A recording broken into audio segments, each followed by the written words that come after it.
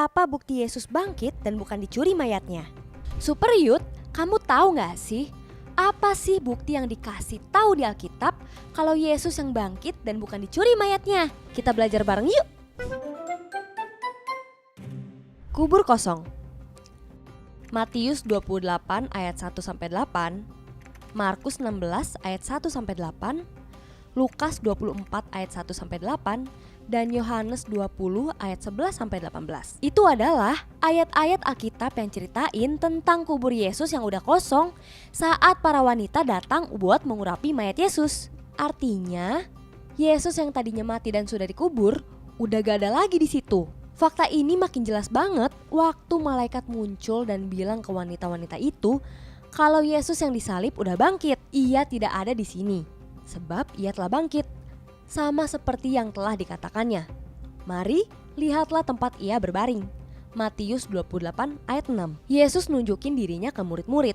Selain ke wanita-wanita yang datang ke kuburan minggu pagi habis kebangkitannya, Tuhan Yesus juga nunjukin dirinya ke banyak orang loh.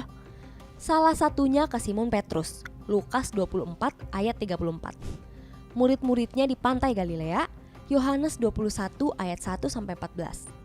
Dan kisah Yesus tunjukin dirinya ke Thomas. Thomas adalah murid yang bilang, "Sebelum aku melihat bekas paku pada tangannya, dan sebelum aku mencucukkan jariku ke dalam bekas paku itu, dan mencucukkan tanganku ke dalam lambungnya, sekali-kali aku tidak akan percaya." Yohanes 20 ayat 25. Yesus nunjukin diri di jalan menuju Emmaus.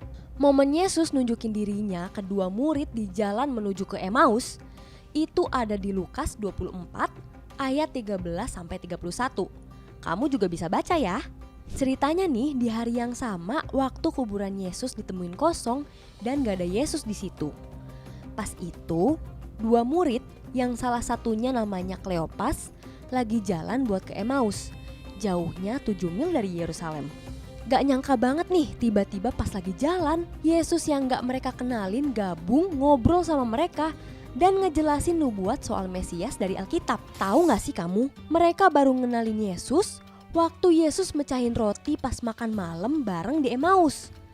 Tapi abis itu Yesus langsung hilang. Pengalaman ini bikin mereka makin paham soal nubuat dan kebangkitan Yesus. Terus dengan semangat, mereka buru-buru balik ke Yerusalem buat nyebarin kabar ke murid lainnya tentang pengalaman mereka yang baru ketemu Yesus.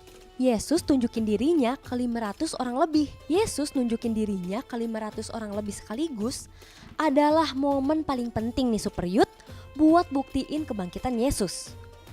Cerita lengkap ini dicatat Paulus di surat yang pertama ke jemaat Korintus.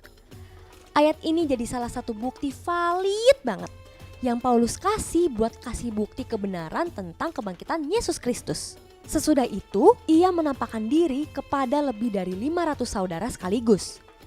Kebanyakan dari mereka masih hidup sampai sekarang. Tetapi beberapa di antaranya telah meninggal. 1 Korintus 15 ayat 6. Paulus nekenin kalau banyak saksi mata ini masih hidup waktu dia nulis surat itu. Jadi, orang-orang yang ragu bisa langsung ngecek cerita ini ke saksi matanya saat itu. Yesus nunjukin dirinya ke lebih dari 500 orang ini juga ngebuktiin banget kalau kebangkitan Yesus bener-bener nyata dan bisa dikonfirmasi juga. Dan ingat ya, Yesus gak cuma bangkit dalam roh, tapi juga secara fisik tubuhnya juga Super Youth. Keren banget ya Tuhan Yesus. For your information nih buat orang yang percaya, kematian dan kebangkitan Yesus Kristus itu adalah ajaran utama yang penting banget dalam iman Kristen. Soalnya, kalau Yesus cuma mati di kayu salib tapi gak bangkit, gak ada penebusan dosa, itu sama aja gak ada hidup kekal buat kita. Yaitu kamu dan aku yang percaya sama dia, Yesus Kristus. Saat dia udah disalib, bangkit dan naik ke sorga, itu udah jelas banget bahwa semua dosa kita udah ditebus sama Tuhan Yesus. Karena dia udah datang untuk nyelamatin kita semua Super Youth. Dan pastinya buat kasih kita harapan baru, kekuatan baru, dan juga semangat baru buat kamu setiap harinya yang percaya penuh sama dia. Oh iya, kalau kalian mau tanya-tanya seputar pembahasan kita hari ini, atau kalian ada pertanyaan yang lain tentang kekristenan, kalian bisa WhatsApp ke nomor 0822 1500 2424. atau DM ke Instagram Superyouth. Kita bakal seneng banget dapat pertanyaan dari kalian. Oke deh, sampai jumpa di Belajar Alkitab bareng Superyouth selanjutnya ya teman-teman. Bye-bye!